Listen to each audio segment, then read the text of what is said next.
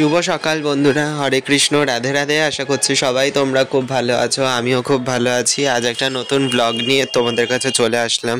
তো বন্ধুরা, অনেক দিনের মানে অপেক্ষা ছিলাম, আমি নিজেও ছিলাম, আর জানি তোমরাও রয়েছিলে যে কবে আবার ঠাকুররা আমার সেই ঠাকুর ঘরে ফিরবে। তো তোমরা তো জানোই, এর ব্লগেও আমি দেখিয়েছি যে টানা 4-5 দিন ধরে কিন্তু আমার ঠাকুর ঘরে রঙের কাজ চলছে। আর রঙের কাজটা কিন্তু সম্পূর্ণ আমি নিজের হাতেই করেছি। পুরো রঙটা আমার নিজের কমপ্লিট করতে পুরো 4-5 দিন লেগেছে। তার সবথেকে একটা বড় কারণ সেটা হচ্ছে গিয়ে মানে প্রাইমার করা থেকে শুরু করে তারপর তেল রং করা, তারপর এগুলো সমস্ত কিছু ঠাকুরের জিনিসপত্রগুলো বার করা, আবার রং হয়ে যাওয়ার পর 2 দিন কিন্তু শোকাতে দিতে হয়েছে আমার ঠাকুর ঘরটা।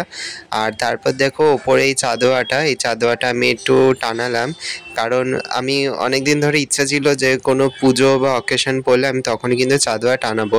তো এবার আর তো কোনো পুজো নেই, তো এবার ভাবলাম কি তাই ডেলিকার জন্যেই আর কি, নিত্য পুজোর জন্যই চাঁদোয়াটা টানানো থাক ওপরে। আর এই চাঁদোয়াটা কিন্তু আমি যখন কালীঘাট গেছিলাম তখন কিনে এনেছিলাম চাঁদোয়াটা। তো এবার কেমন লাগছে তোমরা বলো। আর পুরো ঠাকুরঘর ছেড়ানো, তোমরা তো দেখলেই, পুরো সিংহাসনে সমস্ত কিছু বার করে নতুন করে আবার সব সাজানো হলো।